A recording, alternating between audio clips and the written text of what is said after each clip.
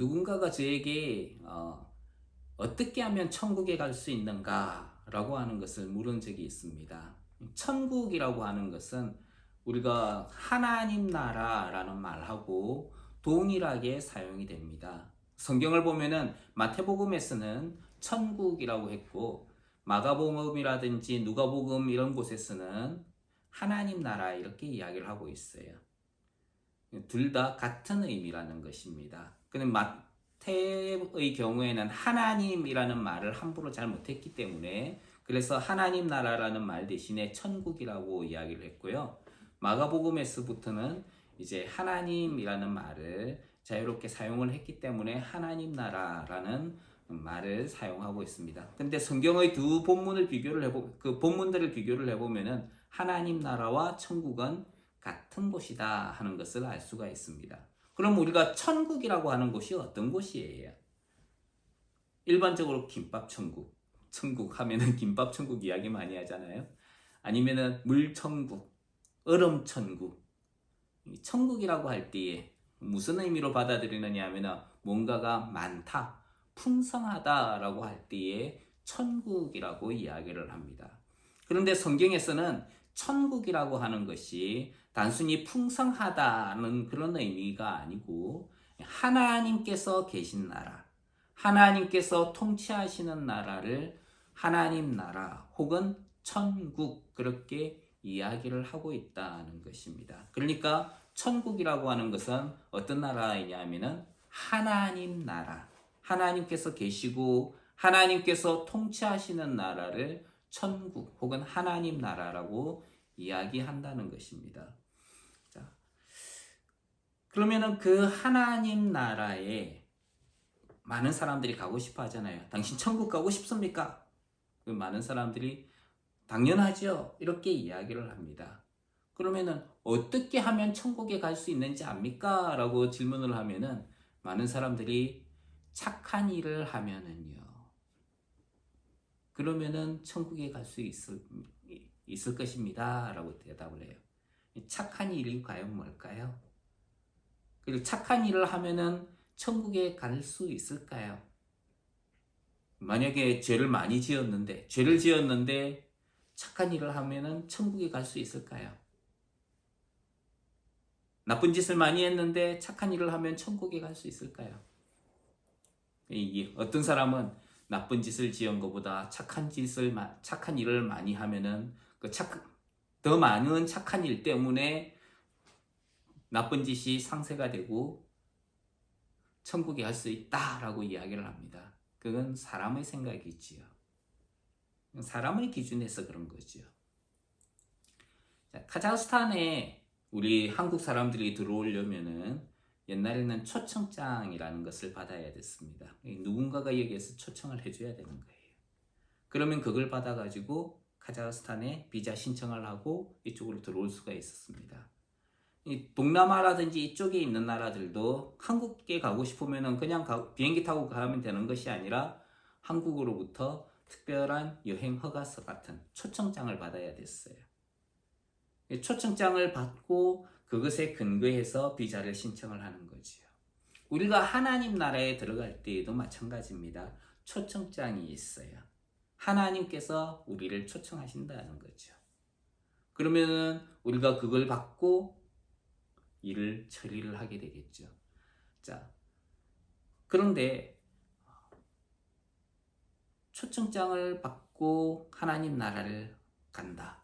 어떻게 하면 초청장을 받을 수 있습니까? 착한 일을 많이 하면 초청장을 받을 수 있나요? 그런 게 아니다는 거죠. 하나님께서 우리를 초청해 주시는데 우리는 하나님에 대해서 잘 몰랐어요. 그런데 하나님께서 우리에게 초청장을 주신다는 것입니다. 하나님의 은혜라고 이야기를 하는 것이지요. 그것을 그래서 그 하나님의 초청을 받고 천국 잔치에 참여하게 됩니다. 그런데 거기에 들어갈 때에는 반드시 옷을 입어야 돼요. 어떤 옷? 예복을 입어야 됩니다. 예복을 입지 않고 천국 잔치에 들어가게 된다면 거기에서 합당치 않은 자이기 때문에 쫓아내버려요. 그래서 예복을 입고 들어가야 되는데 그 예복이 무엇이냐 하면은 예수 그리스도라는 거예요. 우리는 예수 그리스도로 옷을 입고 천국 잔치에 참여를 하게 됩니다. 자, 그런데 우리 동네 아이들이 우리 집에 놀러 왔어요. 동네 아이들이 우리 집에 놀러 왔으면은 우리 집에서 열심히 놀 수 있잖아요. 자, 재밌는 것도 많이 있고 먹을 것도 많아요. 그러면은 막 와서 북적북적하면서 많이 먹고 놀고 떠들고 할 겁니다. 자, 그런데 저녁에 5시나 6시가 되면은 동네 아이들은 어떻게 해요? 자기 집으로 돌아가야 돼요. 만약에 자기 집으로 돌아가고 싶지 않으면 어떻게 해야 됩니까? 특별 허가를 받아야 됩니다. 우리 집에서 이 집에서 자고 싶습니다. 그러면 특별 허가를 받은 사람은 뭐 할 수 있어요? 우리 집에서 잘 수가 있어요. 그렇지 않은 사람들은 다 자기 집으로 돌아가야 됩니다. 근데 우리 아들과 딸은 어떻습니까? 엄마, 아빠, 제가 우리 집에서 자고 싶은데 저에게 허락해 주시겠어요? 이렇게 안 한다는 거예요. 아들과 딸은 뭐 해요? 당연히 자는 거예요. 아들과 딸이 아닌 동네 애들은 우리 집에서 자려면은 허가를 받아야 됩니다. 하지만은 아들과 딸은 마음대로 냉장고 열어가지고 먹고 마시고 해도 돼요. 엄마 아빠의 특별한 허락이 없이도. 자, 그리고 엄마 아빠의 특별한 허락이 없이도 잠을 잘 수가 있습니다. 왜? 아들과 딸이기 때문에 그래요. 즉, 우리 집에 살 수 있는 사람은 누굽니까? 우리 가족의 경우에는 엄마 아빠의 아들인 경우, 그죠? 딸인 경우, 우리 가족은 우리 집에서 살 수가 있는 거예요. 자, 그렇다면은 하나님 나라에 살 수 있는 사람들은 누구일까요? 그것은 바로 하나님의 가족만이 가능하다는 거예요. 하나님을 비롯한 하나님의 아들과 딸들은 하나님 나라에 거할 수 있게 된다는 것입니다. 그러면은 어떻게 하면 하나님의 아들과 딸이 될 수 있습니까? 어떻게 하면 되죠? 태어나면 됩니다. 하나님의 자녀로 태어나면 돼요. 그러면 하나님의 자녀가 됩니다.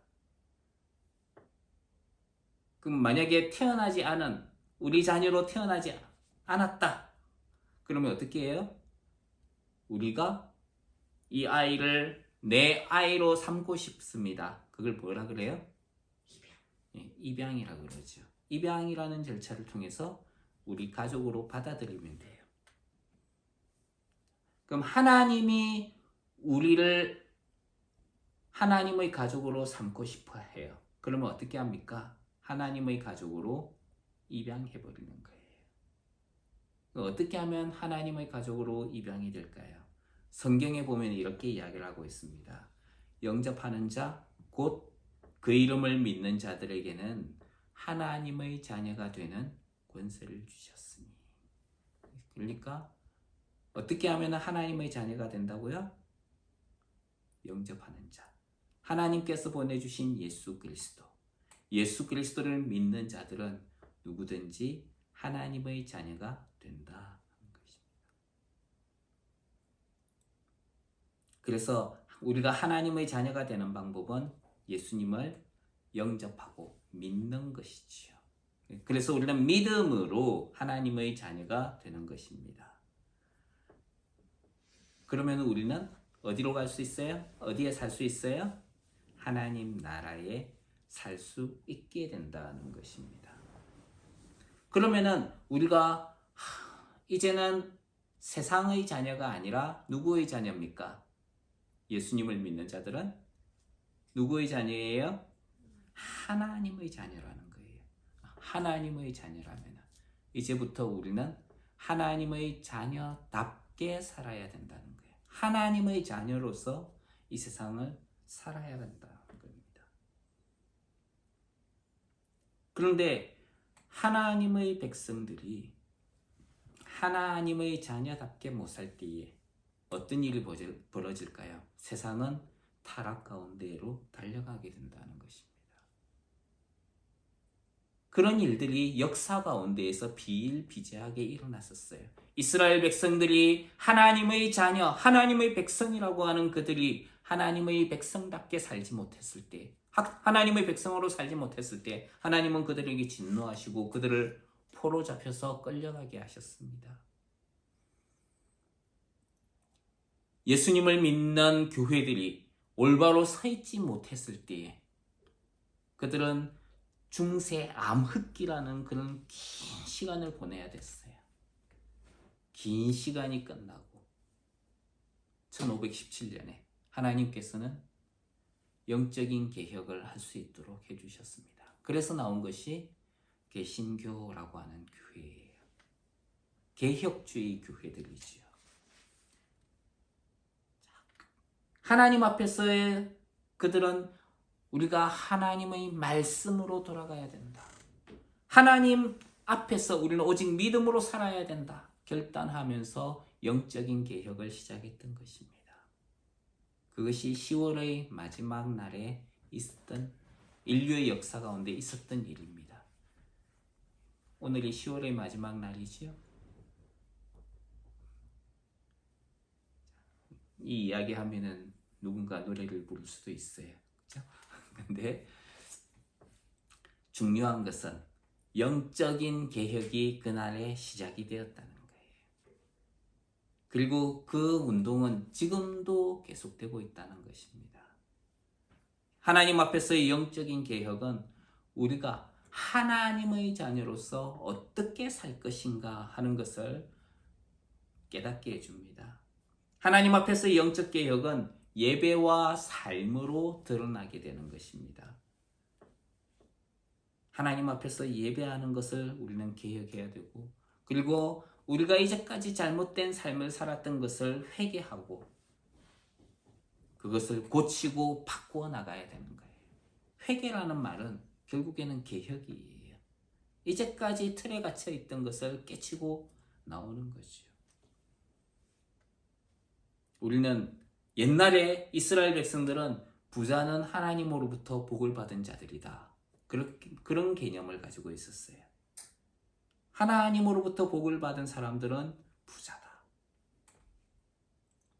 그래서 아브라함이 하나님으로부터 복을 받았으니까 소유도 많았고 큰 부자가 되었다라고 이야기합니다. 요업이라는 사람도 하나님 앞에 복을 받은 사람이었어요. 엄청난 부자였다는 것입니다. 구약 성경의 복은 뭐든지 많아지는 게 복이었어요. 그래서 결혼한 여자가 배가 많아지지 않으면, 부르지 않으면 그게 복이 아닌 거였어요. 결혼한 사람은 반드시 몸이 불어나야 되는 거였어요. 그 키가 작은 사람도 부자가 아니에요. 복 받은 사람이 아니에요. 키가 큰 사람이 복 받는 사람. 몸도 점점 커지는 사람이 복 받은 사람이에요. 옛날에 그런 개그 이제 그게 있었죠.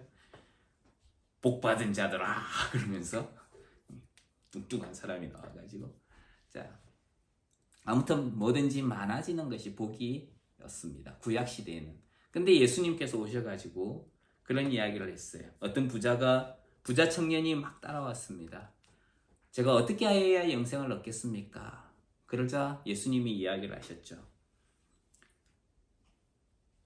네가 계명을 안 하니 그 계명들 다 지켜라. 제가 어려서부터 다 지켰습니다. 너에게 부족한 것이 있는데 네가 가지고 있는 걸 다 가난한 자들에게 나눠주고, 즉 가난한 자들에게 다 주게 되면 어떻게 돼요?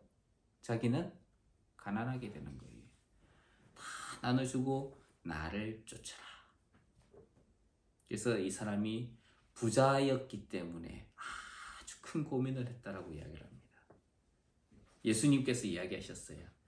얘들아, 부자는 하나님 나라에 들어가기가 어찌나 어려운지 낙타가 바늘귀로 들어가는 것보다 훨씬 더 어렵다. 아니, 이때까지 부자는 하나님 앞에 복을 받은 자라고 알고 있었는데 예수님 뭐라 그랬어요? 부자는 하나님 나라에 들어가기가 어렵다. 그럼 누가 들어갈 수 있습니까? 우리가 이제까지 잘못 알고 있었다는 겁니까? 누가 들어갈 수 있어요? 하나님 나라에는 하나님의 자녀가 들어갈 수 있어요. 그래서 사람으로는 할 수 없으되 하나님으로서는 할 수 있느니라. 우리 같이 한번 따라해 볼까요? 하나님으로서는 다 하실 수 있느니라. 사람은 할 수 없으되 하나님은 하신다는 거예요. 그래서 죄인이고 하나님 세상 가운데에서 볼품없는 우리라도 하여도 하나님은 그들을 선택하셔서 구원의 길을 제시를 해주시고 하나님의 자녀가 되게 하신다는 거예요. 예수님께서 이렇게 이야기하셨습니다. 마태복음 5장 3절에 보면은 우리 교동문에서도 읽었었죠. 심령이 가난한 자는 복이 있나니 천국이 그들의 것이며 저희 것이며. 예, 그런데 이 말씀은 어떻게 이야기를 할 수가 있느냐 하면은 예수님으로 말미암아 마음이 가난한 자는 복이 있다. 왜냐하면은 천국이 그들의 것이기 때문이다. 누구 때문에 가난한 자야? 예수님 때문에 가난한 자. 가난하다는 게 뭐예요? 어떤 사람들 글을 쓰게 했는데 문학 시간에 가난에 대해서 써라 그랬더니 어떤 부자 꼬마애가 글을 썼답니다. 우리 집은 가난합니다. 정원사도 가난하고 운전수도 가난하고 우리 집에 들어오는 모든 사람들은 다 가난합니다. 가난일까요? 이 아이는 가난에 대해서 아는 것일까요? 그냥 가난이라는 단어만 아는 거죠. 가난이라고 하는 게 뭡니까? 가난한 자는 가진 것이 없어요. 우리 집은 가난합니다. 운전사도 가난하고 정원사도 가난해요. 요리하는 사람도 가난해요. 가진 게 많은 사람이에요. 이 사람, 그죠? 이 사람을 뭐라 그럽니까? 부자라고 이야기하죠. 가난한 자는 가진 게 없습니다. 하지만 부자는 가진 게 많아요. 마음이 가난하다는 건 뭡니까? 마음속에 가진 게 없다는 거예요. 근데 그렇게 마음속에 가진 것이 없으면 어떤 일이 벌어질까요? 홀가분해져요. 만약에 마음이 부자다, 마음속에 뭔가가 가득하다, 그러면 어떨까요? 마음속에 가득한 그것 때문에 복잡합니다. 복잡한 생각들이 막 얽히고 설키고 막 서로 싸워요. 그게 마음이 부자인 사람입니다. 근데 예수님을 믿는 순간에 예수님 때문에 그 모든 것들이 다 떠나가고 마음에 가난한 심령이 된다면 모든 것들이 정리가 되고 정말 내 속에는 아무것도 없어요. 오직 예수님밖에 없어요. 오직 하나님 나라밖에 없어요. 복잡한 모든 것들 가운데서 고통받고 있었는데 그런 것들이 싹 사라져버렸다. 얼마나 홀가분하고 좋겠습니까? 그게 마음이 가난한 자예요. 근데 누구 때문에? 예수님 때문에 더욱더 그런 것들을 가진다면, 그런 마음을 가진다면, 가난하게 되었다면 그 사람은 천국을 소유한 자다라고 이야기를 합니다. 세상의 기준으로 보면 부자들, 이런 사람이 좋은 사람인 것 같지만 그런데 하나님 앞에서는 가난한 자가 좋다는 거예요.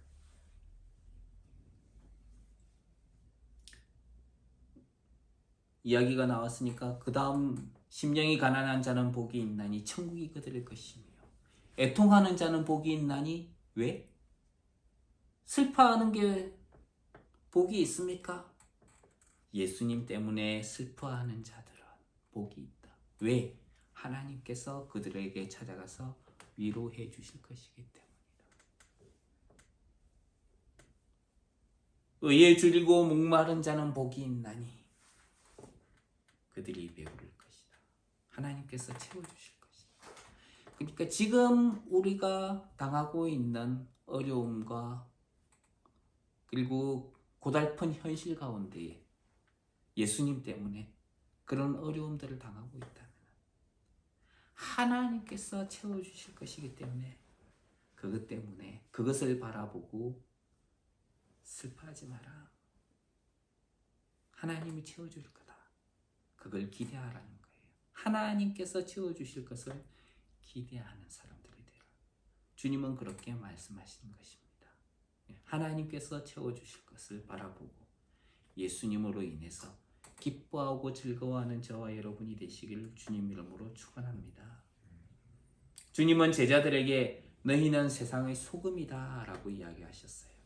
그리고 세상의 빛이다 라고도 이야기하셨습니다. 소금이 되라, 빛이 되라 이렇게 이야기하신 것이 아니라 소금이다, 빛이다. 소금인 것과 소금이 되는 것하고 무슨 차이가 있습니까?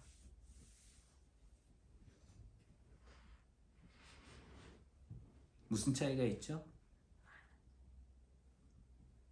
소금이 될 수 있을까요? 소금은 될 수가 없어요.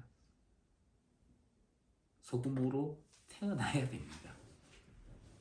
설탕을 가지고 와가지고 소금으로 만들어요. 소금이 되라, 소금이 되라. 그런다고 소금이 되지 않습니다.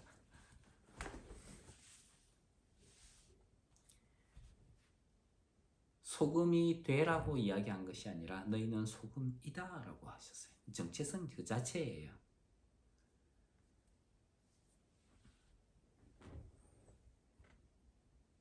내가 너희에게 이르노니 너희 의가 서기관과 바리새인보다 더 낫지 못하면 결단코 천국에 들어가지 못할 것이다. 이렇게 주님 말씀하셨죠. 주님은 제자들에게 너희는 세상의 소금이다, 세상의 빛이다 라고 하셨습니다. 그리고 이와 같이 너희 빛을 사람들에게 비추어 저희로 너희 착한 행실을 보고, 어떤 행실요? 착한 행실을 보고 하늘에 계신 너희 아버지께 영광을 돌리게 하라 라고 말씀하셨습니다. 그러니까 너희는 세상의 소금이다, 빛이다. 빛은 뭐 하는 거예요? 빛을 비추는 거예요. 너희 착한 행실을 보고 사람들에게 비추게 하여서 그것을 하나님께 영광 돌리게 하라. 그러니까 우리가 소금이라면은 빛이라면 뭘 해야 된다는 거예요? 비추는 거예요. 하나님의 빛을 비추는 거예요. 소금이라면은 착한 행실을 해야 된다는 거예요. 착하게 살아야 된다는 거예요. 자, 옆에 계신 분들한테 한번 이야기해 주십시오. 착하게 사십시오. 착하게 사십시오.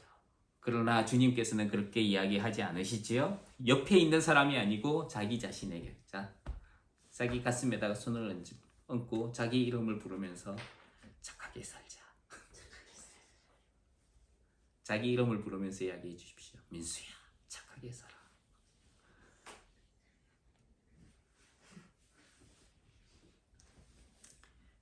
그럼 그 착한 행실을 착하게 살아라 라고 이야기를 하는데 착한 행실이라는 게 뭘까요? 일반적으로 세상에서 이야기하는 착한 행실이 아니다는 거예요. 예수님께서 하신 말씀에 보면은 좀 더 충격적인 거예요. 너희 의가 서기관과 바리새인보다 더 낫지 않으면은 결단코 천국에 들어가지 못한다.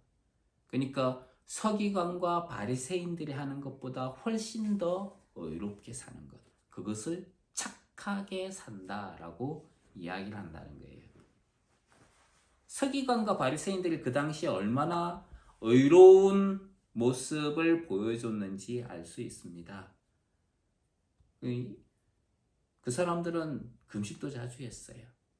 그리고 구제도 자주 베풀었습니다. 길을 가다가도 기도할 일이 있으면 동네 한 어기 가운데 서가지고 막 하나님께 기도를 했어요. 아주 의롭게 살던 사람이 서기관과 바리새인들이었습니다. 그런데 예수님은 너희의 의가 그들보다 더 낫지 않으면은, 더 좋지 않으면은 천국에 못 들어간다라고 이야기해요. 그러면은 예수님, 우리는 어떻게 해야 돼요? 착한 행실로 천국에 들어가는 것이 아니라 어떻게 해요? 하나님의 아들이 예수 그리스도를 믿음으로 우리는 간다는 거예요.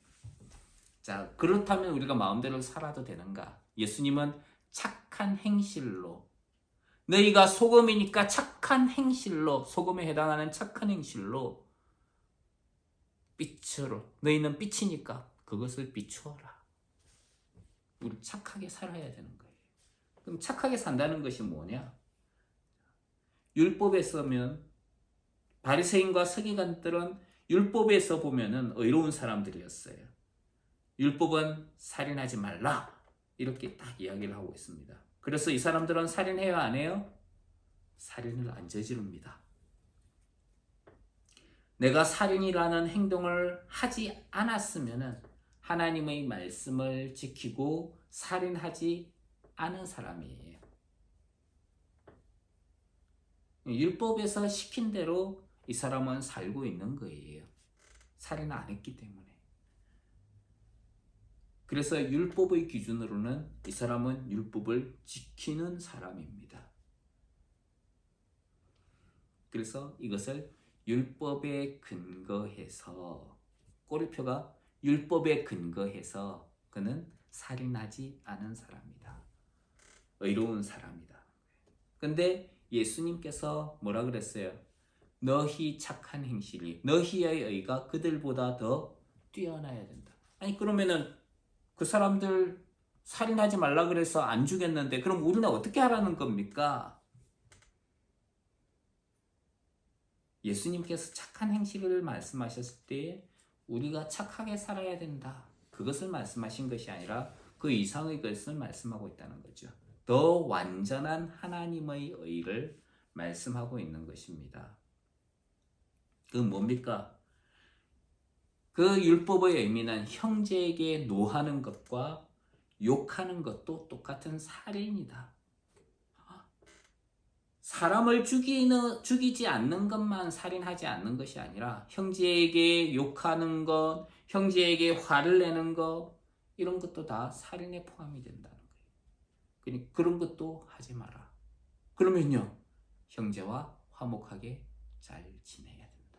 이것이 살인이 아니라는 거예요. 그렇다고 남매도 포함이 되겠죠.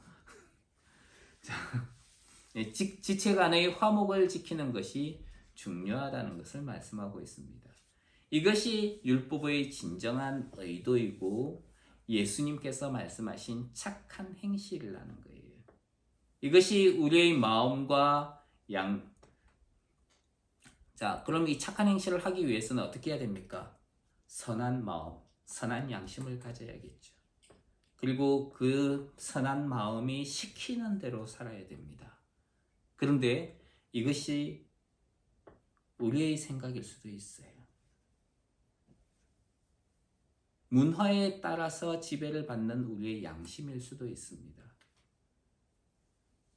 그래서 선한 행실이 우리를 이끌지는 하지만은 더 중요한 것은 하나님의 말씀에 우리의 선한 양심이 지배를 받아야 되는 것이지요. 어떻게 하면 지배를 받을 수 있습니까? 그래서 성경에서는 우리의 마음과 양심이 성령을 따라 행해야 한다라고 이야기를 합니다. 너희는 성령을 쫓아 행하라. 그리하면 육체의 욕심을 이루지 않으리라. 내 생각대로가 아니라 누구의 뜻대로 따라해 봅시다. 성령을 따라서. 성령을 따라서.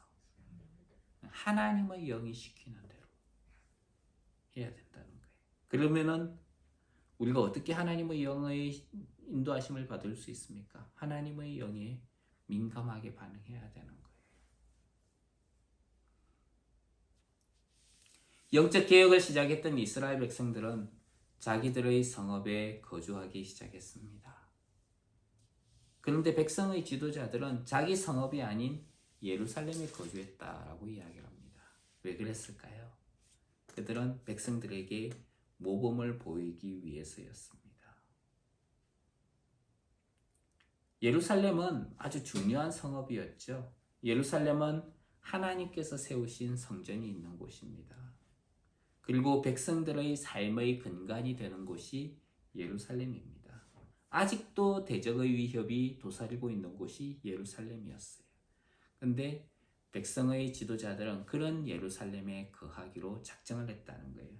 10분의 1은 예루살렘에 거하고 나머지 10분의 9는 자기가 원하는 자기에게 기업으로 주신 그 성읍에 살도록 했던 것입니다. 그런데 이 일을 할 때에 백성의 지도자들이 앞장섰다는 것이죠. 백성 앞에서 배려와 모범을 보이는 것입니다. 이것이 성령을 따라 행하는 모습의 하나예요. 우리는 어떻게 해야 됩니까? 성령을 따라 행하는 자로서 다른 사람들에게 배려와 모범을 보이는 사람이 되어야 된다는 것입니다.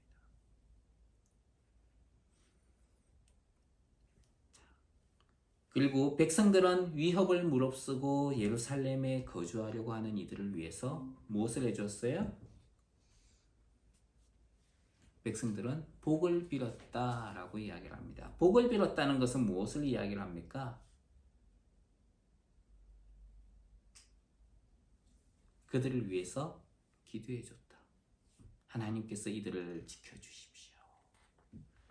백성의 지도자들은 백성 앞에서 배려와 모범을 보이는 사람들이 되어야 됩니다. 우리 그리스도인들은 세상 사람들이 보는 앞에서 모범을 보이는 사람, 배려를 보여주는 사람이 되어야 돼요. 그것이 우리 그리스도인들입니다. 그리고 그 사람이 성령의 인도를 받는 사람이죠. 백성의 지도자는 정치와 종교 지도자들이었어요. 이 당시에는. 그런데 하나님은 우리를 왕같은 제사장으로 세워주셨습니다. 그래서 그리스도인인 우리는 세상 사람들 앞에서 배려와 모범을 보이는 사람이 되어야 되는 것이죠. 그리고 또 우리는 백성을 위해서 그리고 하나님의 일을 위해서 수고하고 헌신하는 이들을 위해서 그들을 위해 기도해 줘야 됩니다. 복을 빌고 기도해야 됩니다. 우리가 기도해야 될 사람들은 우리의 문제만이 아니라 우리의 문제만 가지고 나아가는 것이 아니라 하나님 앞에 누구를 위해서 기도를 해야 되느냐? 이 나라의 정치하는 사람들, 정치 지도자들, 그리고 교회의 사역자들, 선교사들을 위해서도 기도해야 되고요. 그리고 우리 이웃에 있는 사람들을 위해서도 기도해야 됩니다. 그리고 돌아다니는 경찰들을 위해서도 기도해야 되고요. 그들이 일을 잘 할 수 있도록 앰뷸런스 운전하는 사람들, 그 사람들을 위해서도 기도해야 돼요.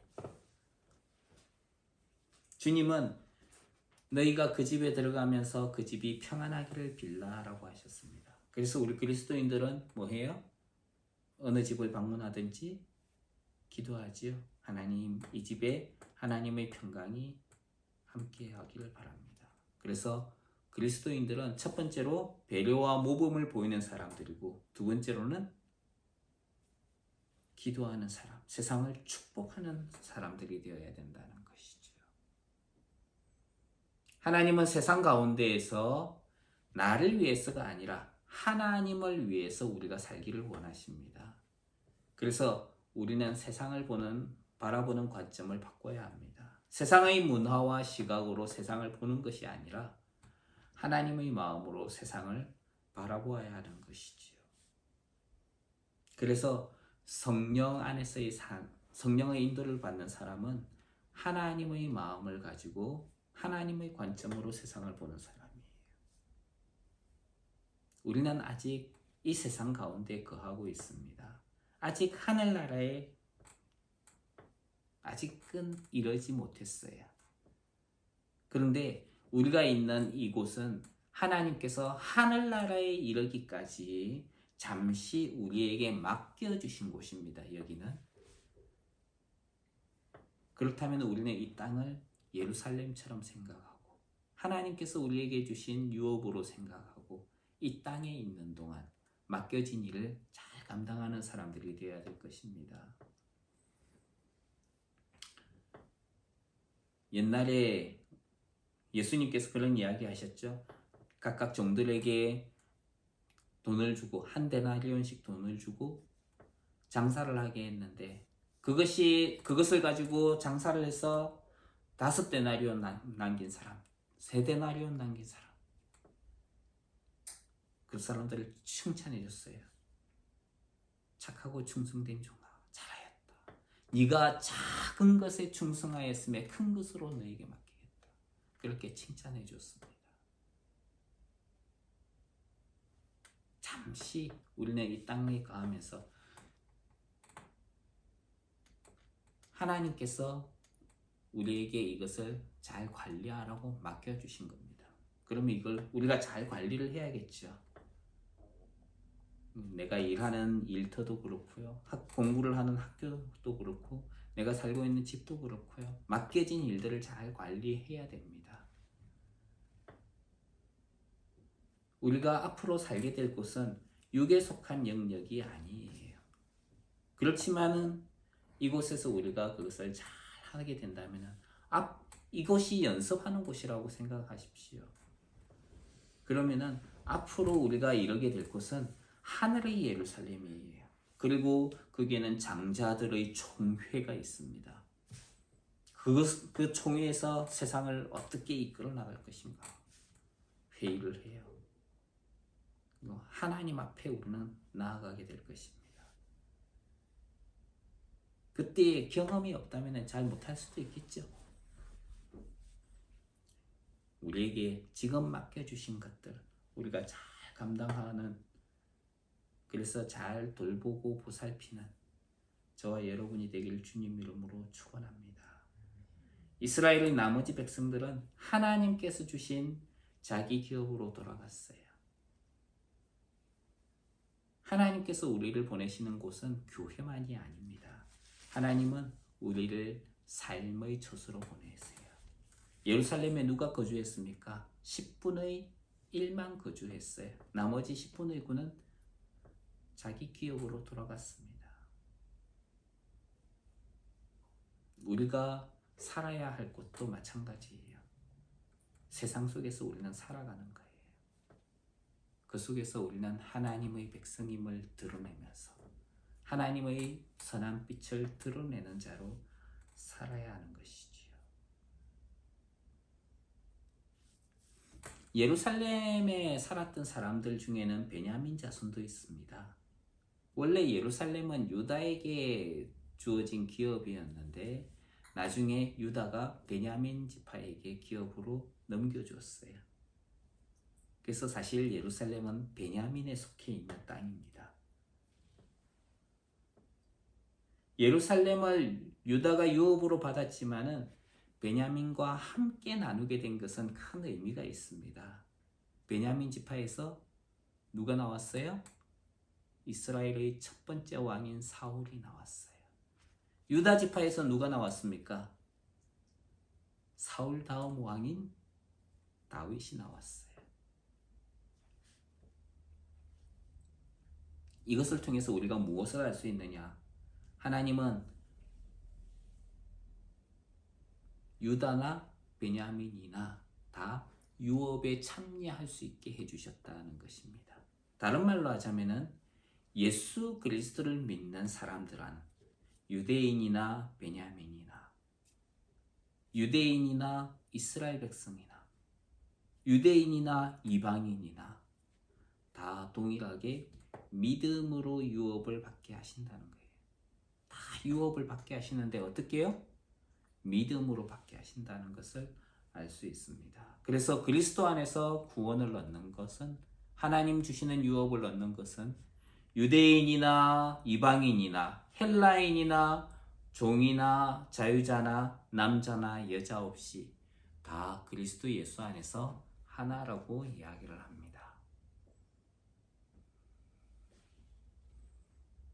제사장들도 예루살렘에 살게 됐어요. 제사장들이 무슨 일을 하는 사람들이에요? 하나님께 예배하고, 그리고 백성을 가르치고, 그리고 판결의 일을, 그리고 양육하는 일을 하는 사람입니다. 하나님께서는 이런 일들을 우리에게 맡겨주셨어요. 지도자인 우리들에게, 하나님의 백성인 우리들에게 이 일을 하도록 맡겨주셨습니다. 그래서 우리도 다른 사람들을 잘 양육해야 되는 거예요. 하나님의 말씀을 잘 가르치고 제자 삼는 일을 하라라고 주님 말씀하셨죠. 주님의 제자 삼는 일을 해야 되는 것이지요. 그래서 우리가 있는 곳에서 하나님의 선한 은혜를 드러내는 하나님의 사람들로 살아가기를 주님 이름으로 축원합니다. 기도하겠습니다. 하나님, 우리로 예수 그리스도를 믿음으로 말미암아 하나님의 자녀가 되게 해주시고 그리고 죄에서 구원을 받고 영생을 얻게 하심을 감사를 드립니다. 이 땅을 사는 동안에 하나님, 우리의 잘못된 것들을 개혁하면서 하나님 앞에서 올바로 살아가는 하나님의 자녀로서 자녀답게 살아가는 하나님의 뜻을 이루며 살아가는 귀한 하나님의 백성들 되게 하여 주시옵소서. 예수님 귀하신 이름으로 기도합니다. 아멘.